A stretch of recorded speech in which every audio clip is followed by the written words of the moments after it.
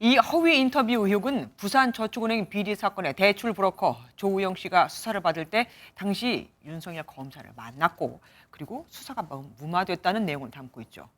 그럼 당사자는 왜 그때 사실이 아니라고 밝히지 않았을까요? 했다고 합니다. 일부 언론과 만나 수사 당시 윤석열 검사를 보지도 못했고 수사 무마도 없었다고 그렇게 밝혔는데 보도는 정반대로 나갔다고 하네요.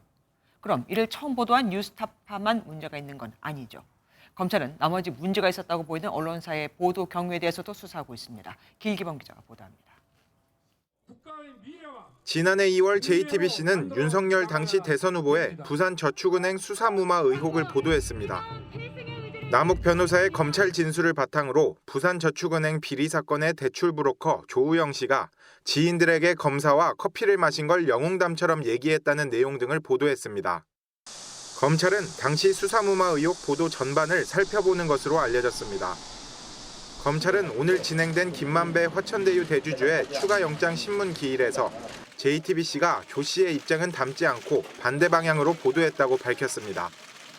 취재 내용을 종합하면 조 씨는 당시 취재진에게 윤석열 검사를 만난 적도 없다고 인터뷰했던 것으로 전해졌습니다. 조 씨는 지난 7월 검찰 조사에서 윤석열 검사에게 조사받은 적도 없고 누군지 알지도 못했다고 밝혔지만 내 입장은 거의 보도되지 않았다며 사건 수사를 무마했다는 내용만 반복 보도했다고 진술한 것으로 알려졌습니다. 법조계 관계자는 김만배 씨와 신앙림 전 언론노조 위원장에게 명예훼손죄가 적용된다면 이를 보도한 언론사도 검증 책무를 다했는지 등을 따져보게 될 것이라고 전망했습니다. JTBC 기사를 보도한 기자는 대선 이후 뉴스타파로 이직했습니다. 해당 기자는 MBN과의 통화에서 조 씨가 말을 바꿔 거짓말을 하고 있다며 당시 기사는 여러 사람의 발언을 종합해 작성됐고 이러한 내용을 후속 기사를 통해 공개할 것이라고 밝혔습니다. MBN 뉴스 길기범입니다. 안녕하세요. 김주하입니다. 공정하고 신속한 MBN 뉴스, 유튜브를 통해서도 만나보실 수 있습니다.